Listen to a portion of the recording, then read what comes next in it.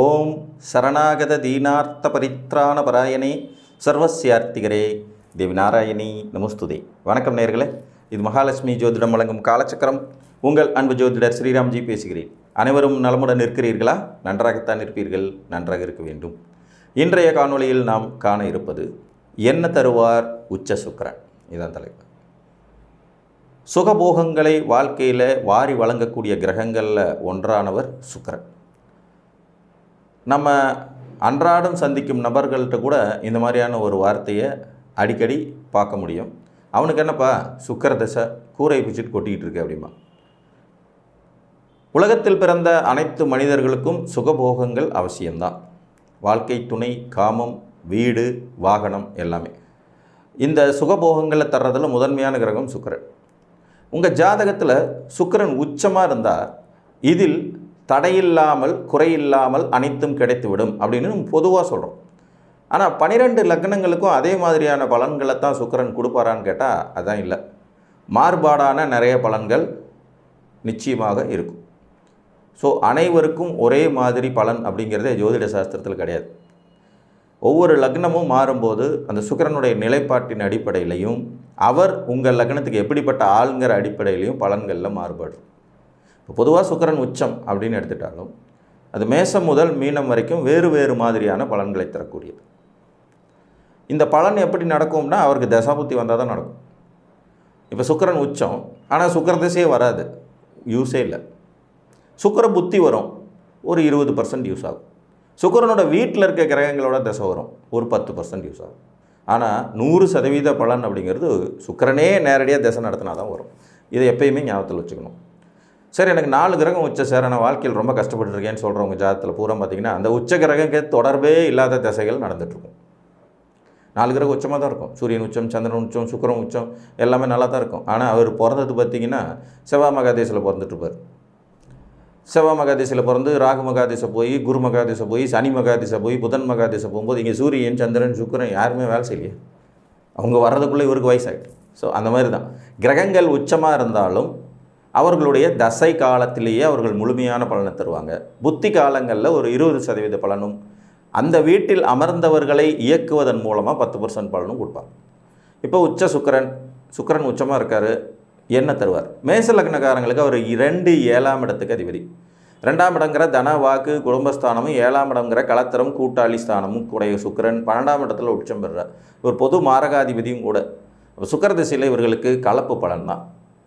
நன்மையும் இருக்கும், நல்ல வீடு வாங்க முடியும், சொத்து சேர்க்க முடியும், வெளிநாடு போக முடியும், வாழ்க்கை துணை அமையும், அழகான வாழ்க்கை துணை கிடைக்கிற யோகிதை இருக்கும், திருமணத்துக்கு பிறகு லக்ஸரியஸான வாழ்க்கை உயரும். அதே மாதிரி வாகன யோகங்கள் ஏற்படும். அதே நேரத்தில் அந்த வாகனத்தில் விபத்துகளும் ஏற்படும். சர்க்கரை வியாதி வருவதற்கான வாய்ப்புகள் உண்டாகும். திடீர் விபத்து, கண்டங்கள் ஏற்படுறதுக்கான சாத்தியக்கூறுகள் இருக்கும். அப்போ இது 50-50 சாய்ஸ் ஆகிடும். ஏன்னா மேசலக்கணத்துக்காரர்களான செவ்வாய்க்கு சுக்கிரன் பகையும் இல்லை, நட்பும் இல்லை, சமம் அப்படிங்கிற நிலைமைக்கு போயிடுவார்.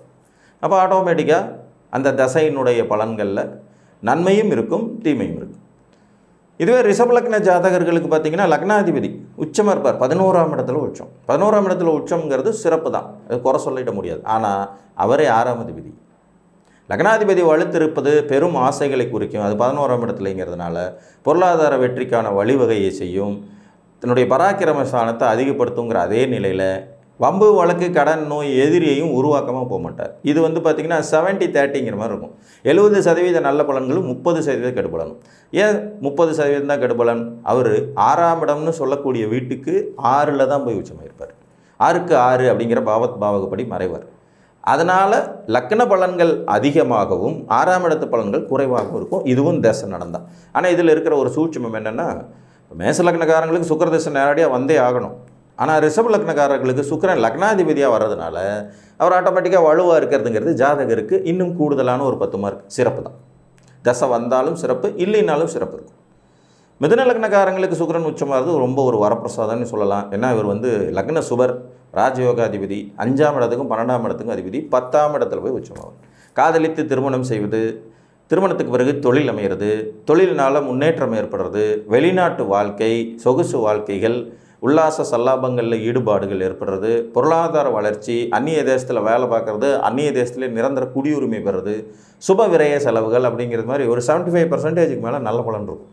இதில் கெட்ட பலன் என்ன அப்படின்னா 12ஆம் இடத்துக்கு அதிபதி சுக்கிரன் ரகசிய தொடர்புகளையும் தன்னோட திசையில் ஏற்படுத்திட்டு போவார். அவர் 5ஆம் அதிபதி இல்லைங்களா, வயசுக்கு தகுந்த மாதிரியான வேலைகள்லாம் சிலது செய்ய மாட்டாங்க. கொஞ்சம் வயசுக்கு மீறின வேலைகளை செய்கிறது, பணிபுரிகிற இடத்துல தவறான தொடர்புகள் தகவல்கள் ஏற்படுறதுன்னு ஒரு 25% நெகட்டிவை கொடுப்பார்.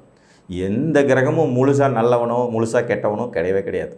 சூழ்நிலைக்கு தகுந்த மாதிரியும் இருக்கிற வீட்டுக்கு தகுந்த மாதிரியும் தன்னுடைய ஆதிபத்தியத்துக்கு தகுந்த மாதிரியும் வேலைகளை தான் செய்யும். கடகலக்ன ஜாதகர்களுக்கு சுக்கிரன் பாதகாதிபதி.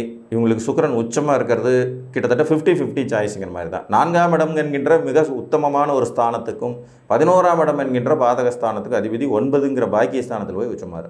பொதுவாக இயற்கை சுவர்கள் 5-9 உட்காரலாங்கிற அடிப்படையில் உங்களுக்கு வீடு, வாகனம், சொத்து, சுகம், யோக பாக்கியதைகள், முன்னேற்றம்ங்கிறதெல்லாம் கொடுத்துட்டு கூடவே ஒன்றுக்கு மேற்பட்ட தொடர்புகள், பெண்களால் அசிங்கம், அவமானம், அதீதமான உல்லாச சல்லாபங்களை அனுபவிக்கிறதுனால பால்வினை நோய்கள் மாதிரியான பலனையும் கொடுத்துருவார். ஏதாவது ஒரு பொண்ணால் மிகப்பெரிய அவமானத்தையும் அசிங்கத்தையும் சந்திக்க வேண்டிய சூழ்நிலை வரும். அது மனைவியாக தான் இருக்கணும்னு அவசியம் இல்லை. துணைவியாக இருக்கலாம், இணைவியாக இருக்கலாம், அக்காவாக இருக்கலாம், அம்மாவாக இருக்கலாம், மாமியாராக இருக்கலாம், அல்லது கூட பணிபுரிகிற பெண்களாக இருக்கலாம். அப்போ கடகலக்கணத்தை பொறுத்த வரைக்கும் சுக்கிரன் மேசம் மாதிரியே தான் 50-50 சாய்ஸ். நல்லது கெடுதலும் ரிஷபத்திற்கும் மிதுனத்திற்கும் இருக்கும் அளவுக்கான யோகத்தை கடகத்திற்கு அவ்வளோ சிறப்பாக செஞ்சிடுவான்னு சொல்ல முடியாது. அந்த லக்னாதிபதி சந்திரனுக்கும் சுக்கிரனுக்கும் கூட கொஞ்சம் ஆகாது. பொதுவாக சந்திரன் சுக்கிரன் இணைவு இருக்கிற ஜாதகங்களுக்கு திருமண வாழ்க்கையில் மற்ற உறவுகளால், அதாவது மாமியார் மாமனார் மாதிரியான உறவுகளாலையும் நங்கையா கொழுந்தியாங்க மாதிரியான உறவுகளாலையும் பெரும் தலைவலி இருக்குங்கிறது தான் நிதர்சனமான உண்மை.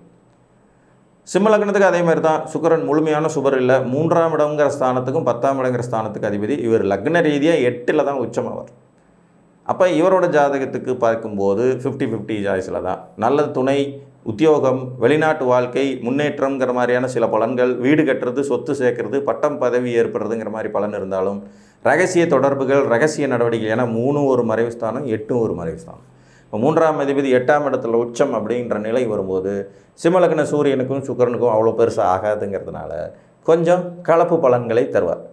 மேக்ஸிமம் சுக்கிரன் உச்சமாக இருக்கிற காலகட்டத்தில் பார்த்திங்கன்னா சூரியனும் கிட்டத்தட்ட உச்சமாகவே இருப்பார் மோஸ்ட்லி ஆஃப் ஜாதகங்களில். அதனால் லக்னாதிபதி புத்தி சாதுரியத்தோடு செயல்படும் போது சிம்மலக்கணக்காரங்களுக்கு ஒரு 50% அந்த நெகட்டிவை இவர்கள் மன ஒழுக்க ரீதியாக குறைத்து கொள்ள முடியும். ஆனால் பொதுவாகவே சிம்மலக்கணத்துக்கு சுக்கிரன் வலுக்கிறது சிறப்பில்லை. ஏன் அப்படின்னா இது நேச்சராகவே காதல் ஸ்தானம்.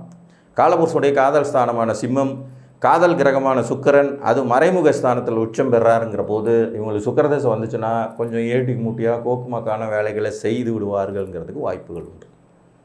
கன்னி லக்னம் இவங்களுக்கு சுக்கிரன் ரொம்ப நல்லவர். 2ஆம் இடம் 9ஆம் இடம் ரெண்டுமே நல்ல ஸ்தானங்கள். 7ல் போய் உச்ச வலுவோடு இருப்பார். கேந்திராதிபத்திய தோஷம் தரக்கூடிய கிரகம் கிடையாது சுக்கிரன். ஆனால் ஒரு கேந்திரத்தில் அவர் வலுப்பெறதுனால காரகோபாவக நாஸ்தி விதின்னு சிலது சொல்லுவாங்க.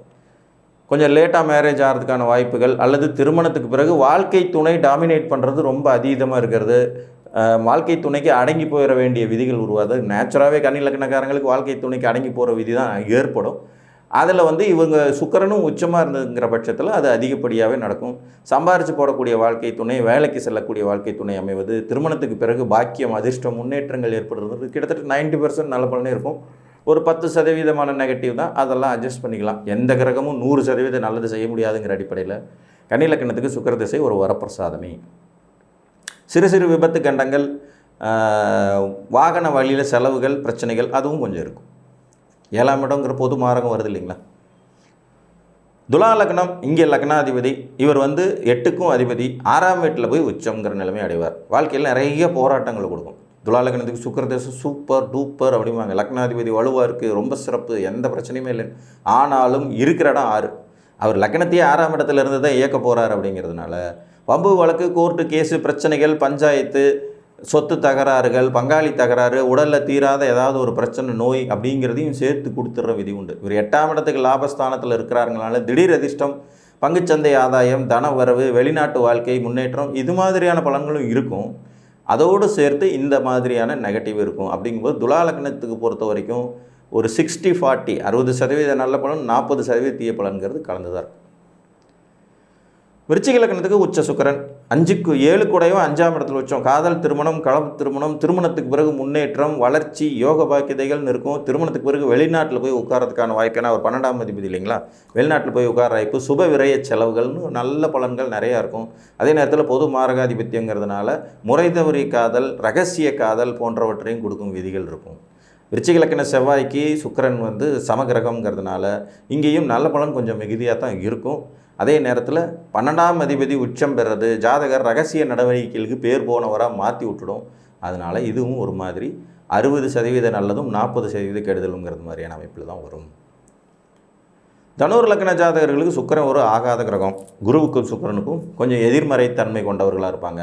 6க்குடையவன் 4ஆம் இடத்துல வந்து உச்சம்ங்கிறதுனால உடல் நலிவு ஏற்படுவது, கடன் பட்டு சொத்து சேர்ப்பது, அந்த கடனை திருப்பி கட்ட முடியாத நிலையில் மன வருத்தம் ஏற்படுறது, அதீதமான விஷயங்களுக்கு ஆசைப்படுறது, அதனால் சிக்கல்களை சந்திப்பது. சுக்கிரன் ஒரு பெண் கிரகங்கிறதுனால வாழ்க்கை துணை எதிரியாகிறது, தாயார் எதிரியாகிறது, தாய்க்கு தீராத நோயை கொடுக்கறது, கூட பிறந்த சகோதரி, மூத்த சகோதரி சொத்து தகராறு பண்ணுறது எதிரியாகிறதுங்க மாதிரி பலன் இருக்கும். ஸோ இங்கே கிட்டத்தட்ட பார்த்திங்கன்னா 70% நெகட்டிவ் தான். உங்கள் சுகர் தசை வராமல் இருந்தால் நல்லது. 30% தான் பாசிட்டிவ்ங்கிறதுனால தனுசு லக்னக்காரர்களுக்கு சுக்கிரன் ஒரு அவயோகி ஆகிறார். அடுத்து மகர லக்ன ஜாதகர்கள், இவங்களுக்கு வந்து பார்த்திங்கன்னா லக்னத்துக்கு முழு ராஜயோகாதிபதி சுக்கிரன் தான். ஒரு சுக்கிர திசை வருதுன்னா அது ஒரு குடுப்பினையான அமைப்பு அப்படின்னே சொல்லலாம். அதுவும் பருவ வயதில் வர்றது ரொம்ப சிறப்பு. ஒரு 30 வயசில் வந்து 50 வயசு வரைக்கும் சுக்கிர திசை நடக்குன்னா ஒரு மகர லக்னக்காரன் நிறைய கொடுத்து வைத்த அமைப்பு அப்படின்னு எடுத்துக்கலாம். 5, 10 கூடையவர் 3ஆம் இடத்துல உச்சம். இது காலமுருசுக்கு 12ஆம் வீடு, இவங்களுக்கு முயற்சிகள் ஸ்தானம். பொதுவாக 3ஆம் இடம் சுக்கிரனுக்கு உகந்த வீடு இல்லைனாலும் அங்கே உச்ச வலிமை பெறாருங்கனால தொழில் வளர்ச்சி, முன்னேற்றம், வீடு கட்டுறது, சொத்து சேர்க்கறது, வெளிநாட்டு வாழ்க்கை, மனதிற்கினிய சம்பவங்கள் நிகழ்கிறது, பெண் குழந்தைகளால் ஆதாயம், பெண்களாலேயே நிறைய முன்னேற்றம், பெண்களுக்கு உபயோகப்படுற மாதிரியான தொழில்களை செஞ்சு அதில் வாழ்க்கையில் பெரிய அளவில் சக்ஸஸ் ஆகிறதுன்னு நிறைய நல்ல பலன் இருக்கும். கிட்டத்தட்ட கன்னி லக்ன மாதிரியே தான் மகரத்துக்கும் 90% நற்பலன்கள், 90% வலிமையான யோக பலன்களும், ஒரு 10% 3ஆம் இடம்ங்கிறதுனால சில தொடர்புகள், தேவையில்லாத விஷயங்களில் மூக்க நுழைக்கிறது, எனக்கு எல்லாம் தெரியுங்கிற மாதிரியான முயற்சிகள் பண்ணுறதுங்கிற சில நெகட்டிவ்ஸ் இருக்கும். ஆனால் 90% நல்லது தான். கும்பலக்கணம், இதுவும் சுக்கிரனுக்கு ஒரு ராஜயோக வீடு தான். சனி பகவானுக்கு உகந்த நண்பர். ஆனால் அதே நேரத்தில் சிறு பாதகஸ்தானம் அப்படிங்கிறது கொஞ்சம் இருக்கும். பட் பாதகஸ்தானத்துக்கு மறைஞ்சு தான் உச்சமாவார். 4 மற்றும் 9ஆம் இடத்துக்கு ஆதிபத்தியம் பெற்ற சுக்கிரன் 2ஆம் இடம்ங்கிற தன வாக்கு குடும்பஸ்தானத்தில் உச்ச வலிமை பெற்று நின்று தசை நடத்த வந்தார்னா இவங்களுக்கு ஆட்டோமேட்டிக்காகவே குடும்பம் நல்ல விதமாக அமைகிறது, சொத்து சேர்றது, சுகம் சேர்றது, தொழில் விருத்தி ஏற்படுறது, முன்னேற்றம் ஏற்படுறது, கடவுளுடைய அனுகிரகம் இருக்கிறது, நல்ல குருமார்கள் கிடைக்கிறது, நீண்ட தூர பிரயாணத்தில் ஆதாயம் அடைகிறதுன்னு நிறைய நல்ல பலன் இருக்கும். அதே நேரத்தில் கொஞ்சம் பாதகத்தை குடும்பஸ்தானம் ரீதியாக செய்வாருங்கிறதுனால 80% நல்ல பலனும் 20% நெகட்டிவும் இருக்கும். கடைசியாக மீனம், இந்த லக்னத்துக்கு சுக்கிரன் ஆகாதவர். 2 மறைவு ஸ்தானங்கள், 3 ஒரு மறைவு, 8 ஒரு மறைவு. இவர் வந்து லக்னத்தில் உச்சமாக இருது. ஜாதகருக்கு சுக்கிர திசை வராமல் இருந்துட்டால் தப்பிச்சார். அப்படி இல்லைன்னா கூட பிறந்தவங்களாலேயே சிக்கல், இளைய துணையினால் சிக்கல், பெண்களால் அவமானம், ரகசிய நடவடிக்கைகள், உயரத்திலிருந்து கீழே விழுகிறது, அதிர்ஷ்டத்தின் பின்னாடி போய் பெரும் பொருள் இழக்கிறது, பேராசை பெருநஷ்டங்கிற மாதிரியான அமைப்பு, அதீதமான உல்லாச சல்லாபங்களுக்கு ஆசைப்பட்டு அதனால் தன்னுடைய பெரும் சொத்துக்களை இழந்துவிடும் சூட்சமும் கொண்டது இந்த அமைப்பு. மீன லக்னம், சுக்கிரன் உச்சம், அந்த மாதிரியான அமைப்பு வரும்போது ரொம்ப ரொம்ப கவனமாக இருக்கணும். அதுவும் குறிப்பாக இளம் பெண்களிடத்தில் மிக மிக கவனமுடன் இருக்கணும். நார்மலாகவே வந்து நீர் லக்னங்கள்னு சொல்லக்கூடிய கடகம், விருச்சிகம், மீனம், இந்த 3மே சற்று காம உணர்வுனால் வீணாக போகக்கூடிய லக்னங்கள். ஏன்னா இவர்களுக்கு அது அதீதமாகவே வரும். இந்த இடத்துக்கு சுக்கிரன் வந்து மீனத்தில் உச்சமாகும் போது 8 கூடையவன் காலபுருஷனுக்கு 7ஆம் அதிபதி 2ஆம் அதிபதிங்கிற முறையில் ரகசியமாக நிறைய வேலைகளை செஞ்சு அதனால் பெரும் சிக்கல்களை சந்திக்கும் அமைப்புகள் இருக்கும். பால்வினை நோய்களுக்கு ஆளாகி விடுவது, உடன் பிறந்தவர்களே மிகப்பெரிய கேஸு சிக்கல் எல்லாம் போட்டு கொடுத்துருது. சமீபத்தில் ஒரு ஜாதகம் பார்த்தேன், மீனலக்ன ஜாதகம். தன்னுடைய இளைய சகோதரி மனநிலை பாதிப்புக்கு உண்டானவர் அப்படிங்கிறதுனால அவங்கள பார்த்துக்க வேண்டிய முழு பொறுப்பு இந்த லக்னத்துக்காரருக்கு இருக்க இவருடைய வாழ்க்கை துணை டோட்டலாக இவரை விட்டு விலகிட்டேன். நீங்கள் தங்கச்சி கட்டிக்கிட்டே ஆளு அப்படின்ட்டு. ஸோ இந்த மாதிரியான அமைப்புகளையும் கொடுக்கும். ஏதோ ஒரு வகையில் தொல்லையை தரக்கூடிய, ஒரு பெண்ணால் தொல்லை, ஒரு பெண்ணால் வருத்தம் அப்படிங்கிறது மாதிரியான அமைப்புகள் இருக்கும். ஸோ மீன லக்னத்து சுக்கிரன் நல்லவரே இல்லை, அவர் தசை வராமல் இருக்கிறது நல்லது. இங்கே லக்னத்தில் வந்து உச்சமாகாமல் இருப்பதும் நன்மையே. இவங்களுக்கு 90% நெகட்டிவ் தான் இருக்கும். 10% ஏதோ ஒரு இயற்கை சுபர் லக்னத்தில் இருக்காருங்கிற அளவில் பாசிட்டிவாக எடுத்துக்கலாம். ஸோ இதுதான் உச்ச சுக்கிரன் 12 லக்னங்களுக்கும் செய்யும் சூட்சுமம். உங்கள் ஜாதகத்தில் இந்த அமைப்பு எப்படி இருக்கிறது என்பதை பார்த்து அறிந்து கொள்ளுங்கள் என்று கூறி மீண்டும் ஒரு காணொலியில் உங்களை வந்து சந்திக்கும் வரை உங்களிடமிருந்து அன்புடன் விடைபெற்றுக் கொள்வது உங்கள் அன்பு ஜோதிடர் ஸ்ரீராம்ஜி. நன்றி, வணக்கம்.